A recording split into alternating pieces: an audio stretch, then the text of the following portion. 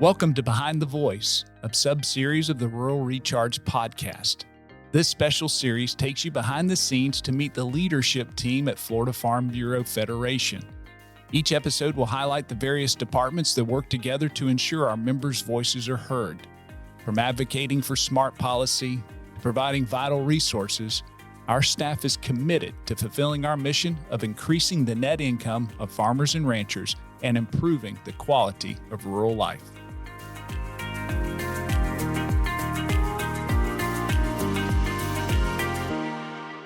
Our guest joining us today is Mr. Christopher Horne.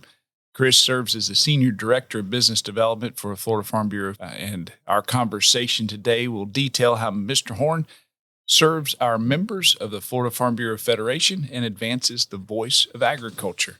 Chris, start off a little bit. Tell us a little bit about yourself. Okay, well, thank you, President Smith. I may be the first person to say I don't have a broad Farm Bureau or agriculture background. I'm actually 3 generations removed from my great-grandfather sharecropping on a plot of land outside of Augusta, Georgia. I grew up a consumer of agriculture, aware enough that chocolate milk doesn't come from brown cows, but oblivious to the science and systems that make food and fiber regularly available. My family's passion has really been in education. My mom taught nursing at the university level for about 20 years before becoming a nurse practitioner and working in health clinics. My father taught physical education and coached high school football for over 20 years before working in housing and public safety at Florida A&M University.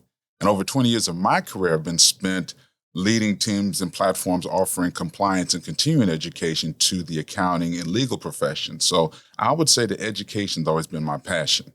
I live in Tampa, Florida since 2008. I've had previous stops in D.C., Charlotte, Atlanta, Memphis, but actually grew up in Jacksonville and Tallahassee, Florida. Played football under Coach Ken Riley and graduated from Florida A&M University. Florida born, Florida bred, hate cold weather, detest snow. Happily married, the proud bonus dad of 2 children, one who graduates in 15 days, not that I'm counting, but for him to have graduated in 4 years is an amazing experience, and we're truly blessed, and I'm happiest on any Florida beach. Oh, there you go. Well, thank you for that. It's neat. I actually learned a couple things there about you, Chris. Thank you. Thank you, sir. Tell us a little bit about your role and the key functions of your position and the vision that you have for it. Okay. Well, I'll start by just talking about how did I get here. My career path to Florida Farm Bureau was nothing but the grace of God. My wife actually found the Indeed job posting for the Senior Director of Business Development at the Florida Farm Bureau and suggested that I apply. At the time, I was selling life insurance and just trying to take care of my family. My vice president role leading continuing education was eliminated in February 2024. And in August 2024, I was just still trying to find my new life. The Agriculture Education Services and Technology business, or AEST, really attracted me to the role because it was an opportunity to really get back into education in a business development role. After the first interview with the HR consultant, I was excited about the work, but I'll admit, I didn't know how I could connect with somebody at Farm Bureau.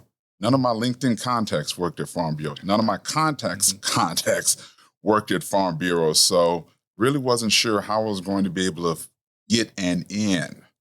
Second interview was actually with you, President Smith, in the executive office on Zoom. And I'll admit, I was taken aback when I got called to say, hey, we'd like for you to come up to the state office and do an interview and a presentation around business development, what I would do with AEST. So, my wife always talks about having transferable skills, but I didn't have a lot of knowledge about agriculture. So I did what most people do. I Googled, ChatGPT'd, Clauded, and researched the AEST website to really kind of develop suggestions on ways that Florida Farm Bureau could grow the AEST business. I gave my best effort in the panel interview, and when I was asked about, okay, what about the other parts of the job, I gave an honest answer. I'll figure it out, and I will grow the business. So God saw fit to give me an opportunity to do important work in an important organization, and for that, I'm grateful. I get up every morning to try and do my best to learn more about agriculture, Florida Farm Bureau, try my best to grow AEST and the Florida Agricultural Marketing Association, or FAMA. Well, so tell us a little bit more about that and how Okay. we're going to develop that, your direction there. Okay, sure. So my role as Senior Director of Business Development is really to create and execute strategic business plans to grow both the FAMA and AEST businesses. The good news is that both businesses are profitable. So the opportunity is what can we do? What should we do to grow those businesses further and farther?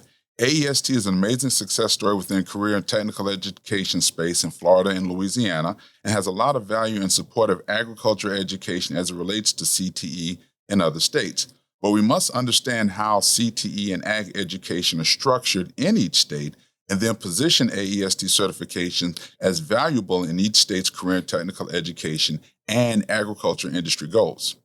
FAMA helps over 800 organizations, think FFA chapters, for example, with their fundraising needs every year. The Buyers Club is a Florida Farm Bureau member benefit offering agricultural products at member-only pricing. Outside of Farm Bureau insurance, Buyers Club is probably one of the most used benefits by Florida Farm Bureau members. So the AEST business really helps to improve the quality of rural life by supporting the development of the next generation of farmers and ranchers and their agriculture education efforts. FAMA's fundraising also helps organizations like FFA raise funds for their travel and training needs and offers a member benefit program that goes back over 40 years. So then, Chris, tell us a little bit about AEST and the vision for it. How do you systematically analyze what states or systems, educational systems might be ready for AEST? Sure, sure. Well, within AEST, there's 10 certifications. There's 2 associate certifications and 8 specialist certifications. So once you're in various topics, everything from animal science, agricultural mechanics, unmanned aerial systems, agri-technology, biotechnology. And so the first thing is the key to understand within a given state, what is their agricultural curriculum? What are the programs they offer? Are they following CASE? Are they following NOCTI? Do they follow a common curriculum across the entire state, or does each school district have the capabilities to kind of pick and choose their own? The unique thing about AEST is that we're not selling a curriculum. We're not telling you, That's right. you got to use these books. You follow this methodology. We understand that agriculture education is very localized, and school districts need to be able to teach what's necessary for agriculture to succeed in their area. We are an industry certification, so we built our entire knowledge base and our testing base off of understanding what are the needs that industry says employees need to have, the skills they need to have to be successful in these types of roles. And so we built our questions and we edit our examinations with that view from the industry perspective, which is what career and technical education looks for in the programs that each state offers. So number one is that as we look for a state, we have to understand what's their agricultural education. Secondly, we got to understand their career and technical education goals. We have to figure out, hey, is there a certain value or a way the schools and the districts are being rewarded or judged based on career and technical education? Right. A lot of state legislatures have put bills in place that have said, hey, a school has to meet this certain requirement in order to be able to achieve funding or to get additional funding based on the number of kids that, if they're not going to college, they at least graduate with some type of career and technical education industry certification. And so it's very important that agriculture is right there next to the AP classes, the automotive service excellence, and the health sciences, because honestly, school districts and schools often make decisions on what programs they are going to offer, looking for programs that their students will be able to get certifications if they're not going to college, and in turn get the additional points necessary to raise their score, to get the additional funding to raise their score. In the state of Florida, the AEST certifications to a school have the same point value as an AP exam. So it's extremely important that if a school is considering, okay, if I need to make some decisions, education has the same value as far as contributing to their value as the AP exam. So with community support and a good number of students, that ag education program is that much more likely to continue to survive and thrive and get the investment because of the AEST examination offering that value in Florida, offering that value in Louisiana, and offering that value in other states. So it's extremely important that we both understand both the Department of Education, their curriculum, their values, how they're treating career and technical education, so that we make sure the value we are offering to support ag education in those school districts is aligned, the topics are aligned, and the curriculums are aligned, because we're not bringing a textbook. We're not saying you got to use these particular programs. We're saying, hey, you teach ag education, you teach these particular programs. Here are the certifications that align to those programs, so you can keep doing what you find is successful. The teachers can keep doing that. But in order to have that industry recognized credential that's so important for both school scoring, teacher scoring, and giving the students that opportunity, even articulation agreements with various colleges within the state, to be able to say, hey, I've shown mastery of these skills and this knowledge through this credential, and that can actually be worth college credit, which reduces the burden and the cost of getting an associate's or bachelor's degree at a college in a given state. And so there's a lot of value that we really want to make sure that if we're going to approach a state, or if somebody calls us, that there's an alignment. We don't want to be in a place where there's not a value. Now, interestingly enough, agriculture is one of the oldest industries in the United States. So every state has agricultural education. Their career and technical education investment and requirements may differ from state to state. So I'm not going to ask the teachers to figure it out. I'm going to do the research and say, hey, this is what my research says. What has your experience been? And together we work to make sure that the AEST certifications align and add value to the teacher, add value to the student, and add value to the school, and help to meet the goals and requirements of the career and technical education requirements for the State Department of Education. Absolutely. Appreciate the overview of that, because I think a lot of folks may not be aware of what AEST is, but also the value that it has within our state, within our community, and within our industry. I think it's, you mentioned just a couple of things, and I know we'll deal with AEST. We'll talk with their director later and have a little more in specificity in regard to AEST.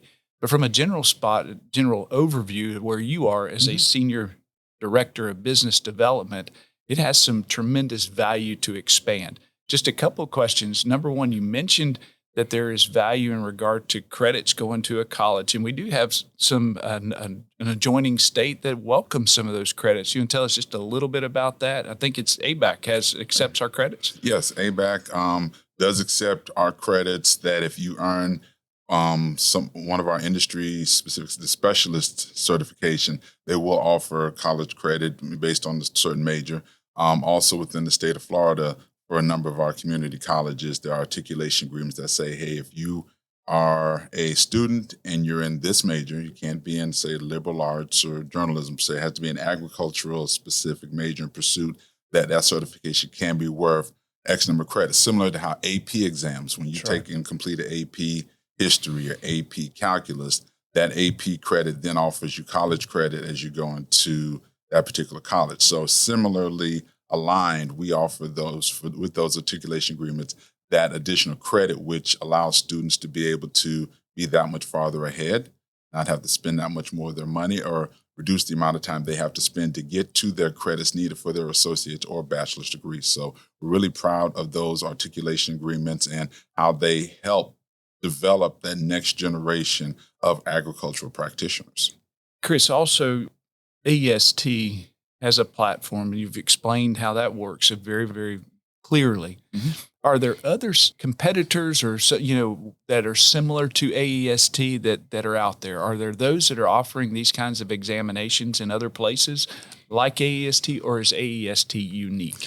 AEST is unique in that we offer just a certification. We focus on just a certification. Most of our competitors want to sell the full lineup, from the curriculum and the book, and here's how you need to teach it so that your students are prepared to be able to pass our exam. However, in the state of Florida, they kind of had a rule in their career and technical education that said the provider of the curriculum can't be the industry credential exam you take, because they figured you just basically taking a final exam twice. Where's the separation, the independence to truly say that the certification is based on industry standards, not based on the review guide from a textbook? And so that's one of the ways we're interested. Some of our competitors, whether it's ICEV, whether it's CASE, whether it's NOCT, are great in their efforts around selling the curriculum and giving guidance if you're looking for a way to teach agriculture And they do offer some certifications, or some just offer just the end of the class. And then if you take a pathway of 3 or 4 classes, the introduction to agriculture, one technical, one or two technical classes, and then a capstone course, then you've completed the pathway. And then from there, you can take an examination that would then, offer a certification. But again, it's built off of the curriculum. Change the curriculum mid-year. Now students are scrambling to try and figure out how do you map it, or you have to kind of, have 2 curriculums for 3 years as a phase in and phase out periods for kids to be able to accomplish their goals. So most of our competitors, they try to offer a larger suite. Our focus is really on being that industry certification and being aligned with the standards that are required, which the ag education curriculum should be aligned there anyway, because if there's ever that misalignment, fortunately, we haven't had that happen. There's clear understanding what it takes to be successful in agriculture and training the fundamental basics that are applied in most ag education programs. And our tests align with that. So the students that are passing our certification have learned, have practiced with their SAEs, and have done their work both in FFA and, with whether they have an opportunity in a family farm or in the local community to be able to have that practical experience that aligns together to give them the ability to pass the AEST certification and then be able to go forward from there. So with all that said, Chris, is there opportunity to expand in these? Oh, absolutely. States? Absolutely. Yep. There's opportunities to expand in states where, I'll use an example, one state in the Midwest, they actually do the certification themselves as an internal state. Mm-hmm. And in turn, it rolls into one of the requirements, along with X number of hours with the FFA and a training at a CDE level, in order to earn the agriculture certificate sponsored by the Department of Agriculture, that given state. And then that certificate in turn is worth college credit. So, but you have to go through literally like 4 classes. I mean, that's a pretty significant investment. Versus with AEST, we only require about 300 hours of curriculum, which is about 2 years. So literally, you could take the introductory course and actually get our associates right there. If you just want a student that maybe takes introduction to agriculture and then test their value, they could get an associate's degree and have that certification. That would be value if they're working in a feed store, have basic training in, some of the kind of entry-level agricultural opportunities. Take a second technical course. Now you can study for and probably to pass one of our specialist exams, which allows. So there's a stackability within the AEST certification that encourages students without having to take 4 classes. One of the states we're going to expand in the summer, that was one of the key values, because in their particular blueprint, they have a requirement that says by 2030, 40% of their students need to either have an industry-related certificate or an apprenticeship. And everybody knows the difficulty in setting up and keeping a certification in place. And their existing agricultural curriculums and textbook is a 4-course pathway. Well, again, for an AEST specialist, you can sit for it and probably pass it in 2 classes. So you've given that student the opportunity, and maybe at the end of the 10th grade, to go ahead and get that industry-related credential that's necessary for them to be able to go out and get jobs. The school has that necessary box checked for that particular student. And a couple of years, because life happens, things happen, you may not be able to pass that second course. And with the pathway the curriculum puts in place, anything happens and you don't pass one of those courses, now you're trying to take 2 courses on the 3rd year. You're trying to do a summer school and you're trying to catch up in hopes of being able to make that requirement. Or you just say, you know what, I won't worry about it. And all that investment and all that interest just goes away. And we don't need to lose any young people out of agriculture. We need to do all we can to not only keep them in agriculture, but reward them along the way. And I think that having a certification that you can stand for and test for first year in, second or third year in, is a great stepping stone to keep them continue to be rewarded and acknowledged and praised and celebrated for their successes throughout their secondary education career. And once they graduate, whether they go directly into industry or they decide to go into college, they've demonstrated their knowledge and they've been acknowledged and rewarded through the certifications for those successes along the way without having to do a full 4 years before you can see some payback. As a farmer, you understand that there's some crops that you have to invest years in, and then there's some crops that it's a growing season for a few months and you can kind of get that feedback. And just as humans, you always want to kind of get a little bit of feedback along the way, even though you're working long term for a longer goal. Getting acknowledgement sooner is valuable. And so for a lot of states, we feel that there is a value for our certifications to be able to add that interim acknowledgement, to add that value for the career and technical education, to be able to say, hey, this is what we can offer within your existing career and technical education curriculum. This is what we can offer within your existing ag education, mapping and design, and even down to the school level. You don't have to take all 10 of ours. What's the important components based on the industry in your area? And those may be the certification that you would tend to focus on. Absolutely. Tell us a little bit about structure of your teams and how that works. All right. So both AEST and FAMA are separate teams, although there is a common constituent of secondary school students and ag educators and advisors they do business with. There's 5 people on the FAMA team. Chad Roberts is the director and on-site leader in Leesburg, Florida. He manages the logistics planning and the operational success of FAMA. Nate Roberts is over our fundraising with FFB.com business. And Gabe Mudger is our direct market manager of the Buyers Club, as I mentioned before. Both Jill Gonzalez and Suzanne Macon are really the soul of the operation and the key contact points with customers just to make sure everything runs smoothly. On the AEST team, there's 4 team members. Keitha Bennett is the director and very involved in ag education and CTE in Florida and Louisiana.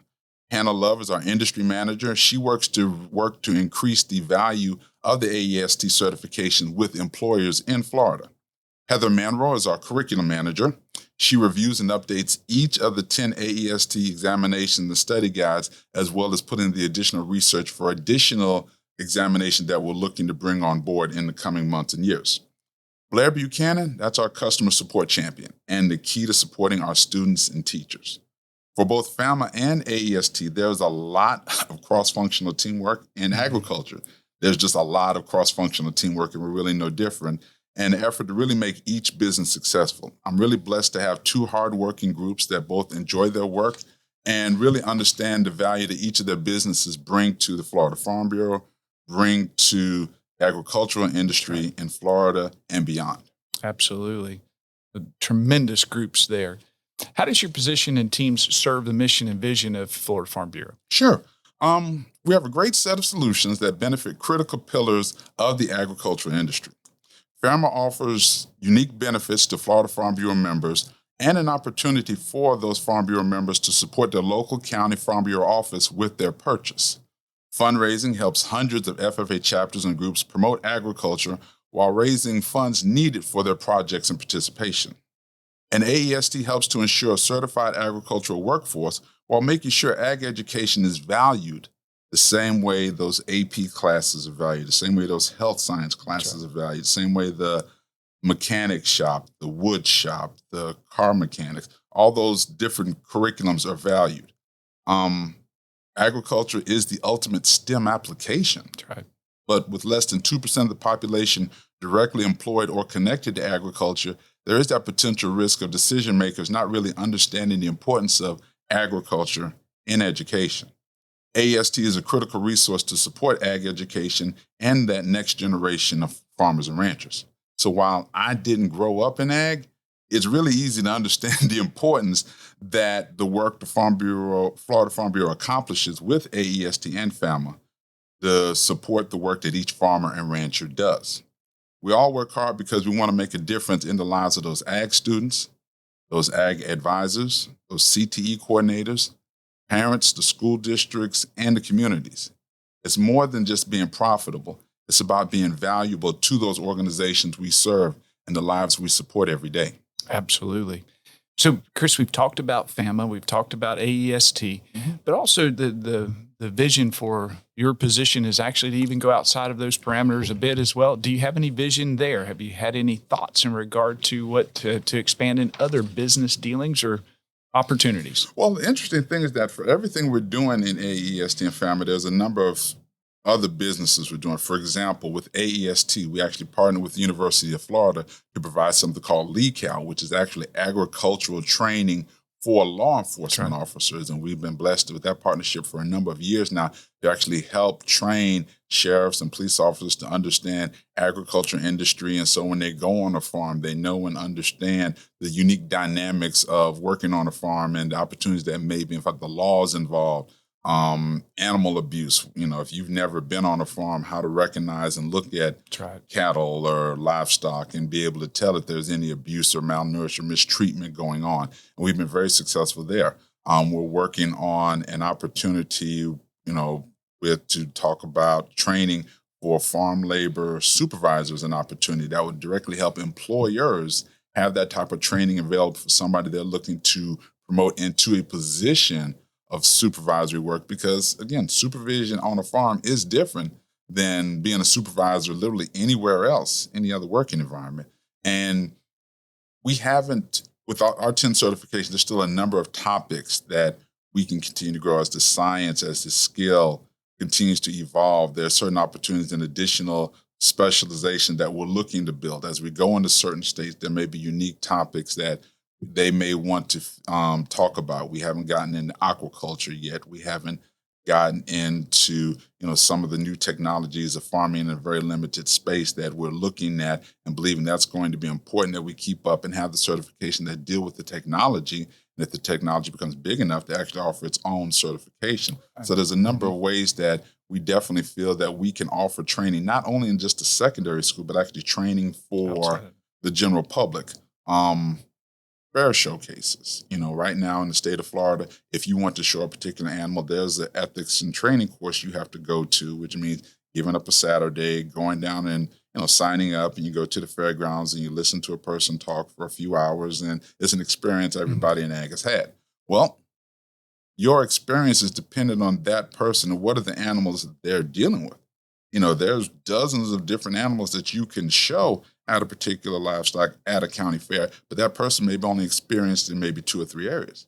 If your child wants to show small animals and this person's an expert in equine and horses, they're going to talk about what they're an expert with, which really doesn't help, other than maybe what they may have read and may try to incorporate in the training, but it's not really training focused. So we're working on a program that maybe we can work with a given state and says, hey, can we offer specialized training, still have them come to the fairgrounds and hear the speaker speak on the general livestock ethics and requirements, but they'll be able to say, hey, go here to this website, click on this link, and either pay for this course or the county can pay for the course. We can work on that later, but having the content available to offer that specialized for what type of animals you want to show, that way that student is that much more evolved and understanding and valuable and gets it. And they don't have to make the translation from, oh, the speaker was talking about horses, how does that apply to a rabbit? We want to actually give them specific training that they can apply to their particular animals, and then in turn be able to take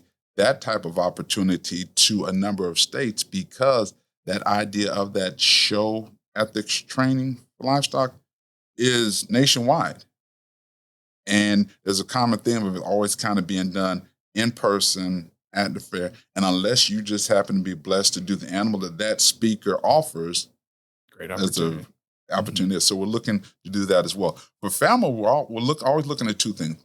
What can we do to help with fundraising? Right. And what are things we can offer as a member benefit? Those are kind of the 2 guiding principles. And so from a fundraising perspective, we've looked at everything from cookie dough. I'm so tired of buying popcorn. I don't want to buy another bag of popcorn if I can help it. And we really want to make sure that it's also agricultural focused. I'm not interested in really having kids just go out, because the fundraising experience aligns with some of the public speaking experience, the professionalism, the knowing how to set a goal and go achieve a goal that the SAE and the FFA and the 4-H requirements of that student's development in high school. And so certainly looking at how we can be an important part of that FFA advisor's effort. If you're an FFA advisor, you are on the edge. You are the contact person pulling a lot of resources together to make the FFA program work. So we want to be trustworthy. If we tell you we're delivering your shipment of strawberries on this date, this time, we show up on this date, this time, because we're aware of everything it took to get everybody lined up. If you're going to take different oranges and put together your own FFA bucket, and then sell that as a fundraiser. It's a lot of moving pieces, and you can't afford to just not have a truck show up. So we want to communicate. We want to be that partner with you and not just a vendor, and even give you resources that help you as you train your FFA students. Here's different letters that they can use to send out via emails, or put something on the gram that offers a link back to the website that we offer to help you with. You don't have to build a fundraising website. We build the fundraising website with you if you decide to use fundraising with FFB. How do we make that so it works easier with QR codes, and making sure the right language is used, and really trying to understand what are some additional things that maybe we can offer that would further align with the state's FFA charter and goals that we can continue to offer as a partner to those FFA advisors, and continue to add value to that FFA journey in that particular state. Well, Chris, you've done an outstanding job of explaining where we are today and some of the vision going into the future. Is there anything else, any thoughts that you'd like to leave with our listeners? Last thought, Psalm 27:14. Wait on the Lord, be of good courage, and he shall strengthen thy heart. Wait, I say, on the Lord. I'm a witness that what you may have planned and what God has brought forth will be very different. But God's plan is much better for your life. I'm still learning to wait, but also to not be idle, to try and succeed every day. And if you do the best you can, God will give you the strength to go places you never thought possible. So even to work for the Florida Farm Bureau without any agricultural experience, the people at the Farm Bureau have been great, helping me to learn ag every day while I'm living my passion for education. And I'm really thankful for what I have and what God has in store for me in the future. Well, Chris, thank you so much. Thank you for introducing yourself to our folks, and likewise showing us what you do every day here at Florida Farm Bureau. It's been a blessing, and you have a blessed day. Thank you so much, President Smith. Thank you so much for supporting the Rural Recharge podcast. We hope that you are enjoying these conversations brought to you by farmers for your benefit. While you're here, please consider giving us a rating or a review.